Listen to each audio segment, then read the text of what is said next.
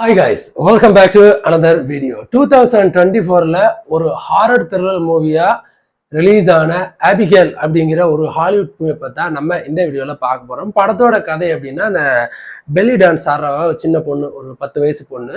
அந்த பொண்ணை ஒரு 6 பேர் சேர்ந்த கும்பல் வந்து கடத்துறாங்க. கடத்தி ஒரு ஒதுக்குப்புறமான பங்களாவில் கொண்டு அந்த பொண்ணை வச்சிருக்காங்க. ஸோ இதை கடத்த சொன்னவன் ஒருத்தன்.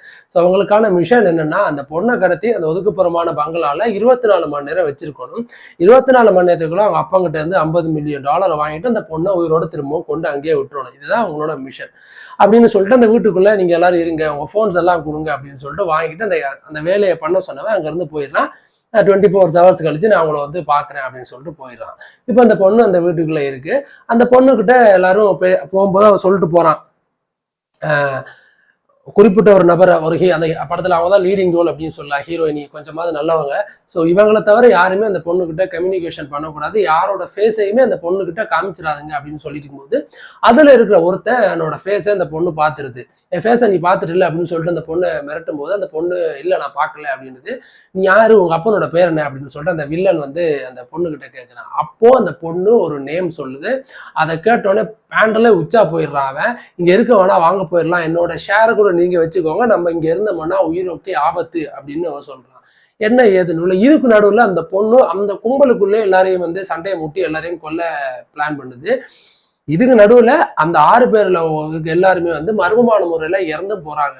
தலை துண்டிக்கப்பட்டும், தலை கடிச்சும், ரத்தம் கிளறியுமா ரொம்பவே கொடூரமான முறையில இறந்து போறாங்க. இதுக்கு என்னப்பா காரணம், யார் இந்த பொண்ணு அப்படின்றதுக்கு அப்புறம் தான் நமக்கு ஒரு விஷயத்த வந்து ரிவீல் பண்றாங்க. அந்த பொண்ணே பாத்தீங்கன்னா வந்து ஒரு ரத்த காட்டேரி. ஸோ இதுக்கப்புறம் அந்த பூட்டின அந்த வீட்டுக்குள்ள தப்பிக்கலாம் அப்படின்னு ட்ரை பண்ணும்போது வீடு ஃபுல்லாவே ஸ்டீலால ஷீல்ட் பண்ணப்படுது ஆட்டோமேட்டிக்கா. இதுக்கப்புறம் அந்த வீட்டுக்குள்ள என்னென்ன விஷயங்கள் நடந்துச்சு, எத்தனை பேர் உயிரோட வந்தாங்க, எல்லாரும் வந்தாங்களா இல்லையா அப்படின்றதான் இந்த படத்தோட கதை. இந்த படத்துக்கு ஃபர்ஸ்ட் வந்து டாட்டர் ஆஃப் டிராகுலாவோ டிராகுலா டாட்டர் அப்படின்னு பேர் வைக்கலாம் அப்படின்னு இருந்தாங்களா. பட் இந்த படத்தோட டைட்டில் 1936-39 ரிலீஸ் ஆன ஒரு படத்துக்கு வச்சுட்டாங்க. அப்படின்னபடியா அதை நம்ம வைக்க வேணாம் அப்படின்றதுக்காக இந்த படத்தை வந்து ஆபிகேல் அப்படின்னு அந்த பொண்ணு பேர்லயே வச்சிருந்தாங்க. ஸோ இப்போ இந்த படத்தோட பிளஸ் அண்ட் மைனஸ் அப்படின்னு பார்க்கும்போது, பிளஸ் அப்படின்னு பார்க்கும்போது அந்த பொண்ணோட ஆபிகேல் அப்படிங்கிற பொண்ணோட நடிப்பு அண்ட் ஒரு அற்புதமான நடிப்பு. ஒரு 10 வயசு ஒரு 14 வயசு சின்ன பொண்ணு எப்படி இந்த அளவுக்கு ஃபென்டாஸ்டிக்கா நடிக்குது அப்படின்றது ஒரு விஷயமே. ஒரு அதாவது நம்ம ஒன்று சொல்லுவோம் இல்லையா, ரொம்ப நேரமா நல்ல மாதிரியே பேசிட்டு இருந்தேடா நண்டு மண்டே அப்படின்னு மாதிரி அந்த சின்ன பொண்ணு ஒரு குழந்தை தனத்தோடய பேசிட்டே இருக்கும். நம்மளும் சரி வேற ஏதோ அந்த வீட்டுல இருக்கு போல இருக்கு. திடீர்னு அந்த பொண்ணு வந்து வேம்பேரா மாறும்போது ஒரு பயங்கரமான ஒரு டிரான்ஸ்ஃபர்மேஷன் ஆஃப் ஆக்டிங் அந்த பொண்ணை கொடுத்துருக்கும். எனக்கு எக்ஸ்பெஷலி பிடிச்சது பாத்தீங்கன்னா, அந்த பொண்ணை குண்டுகள் அடிச்சு வச்சிருப்பாங்க, வெளியில அந்த கடத்தன ஒருத்தர் நின்றுட்டு இருப்பான்.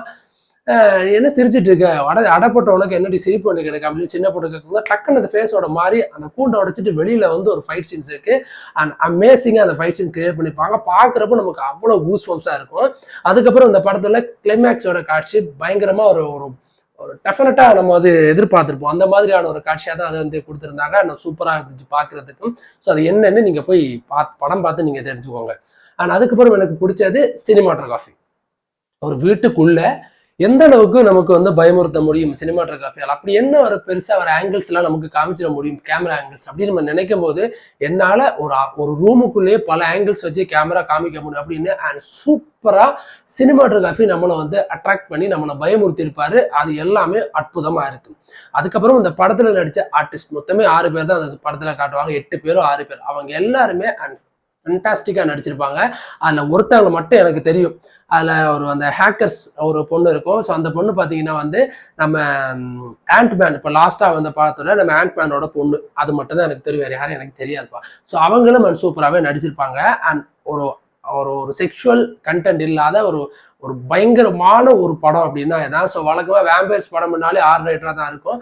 ஸோ நீங்க ஒரு ரத்தத்தை பார்த்து பயப்படுறவங்க அப்படின்னா தயவு செஞ்சு இந்த படம் பார்த்துறாதுங்க. ஏன்னா இதுல உடல்கள் எல்லாம் வெடிச்சு சிதறி பாக்கங்கள் எல்லாம் தூளா நொறுங்கி ரத்தம் ஒரு மாதிரி காட்சி ரொம்பவே ப்ரூட்டலா இருக்கும். அந்த சீன்ஸ் எல்லாமே குறிப்பா கிளைமேக்ஸ் காட்சி எல்லாம் ரொம்ப ரொம்ப ப்ரூட்டலா இருக்கும். ஸோ அப்படி இருக்கவங்க இந்த படத்தை வந்து அவாய்ட் பண்ணிருக்கேன். இந்த படம் தமிழ் டப்போட ஜியோ சினிமாவில் வந்து இப்போ ஸ்ட்ரீம் ஆயிட்டு இருக்கு. நீங்க அங்க போய் இந்த படத்தை வந்து பார்த்து செக் பண்ணிக்கலாம். ஆல்மோஸ்ட் வந்து 2 hours ஆகிற படம். அந்த ஒரு ஃபேண்டாஸ்டிக்கான movie. And don't miss this movie. And அப்புறம் இதுக்கப்புறம் இந்த படத்துல எனக்கு ரொம்ப பிடிச்சது அண்ட் இந்த படத்தோட ஃபைனல் என்ன அப்படின்னு சொன்னா, இங்க சின்ன பொண்ணு இருக்கு தானே அப்படின்னு சொல்லிட்டு தப்பா எடை பண்ணி சின்ன பொண்ணை வச்சுக்கிட்டதுக்காக விளைவு தான் இந்த படம். ஸோ அப்படிதான் எல்லாமே எதையும் பார்த்து நம்ம முடிவு பண்ணக்கூடாது அப்படின்றதுக்கு இந்த படம் ஒரு மிகப்பெரிய எடுத்துக்காட்டு. ஓகே, அடுத்த நல்ல ஒரு மூவி ரிவ்யூஸோட வந்து நான் மறுபடியும் உங்களை சந்திக்கிறேன். அது வரைக்கும் தேங்க்யூ காய்ஸ்.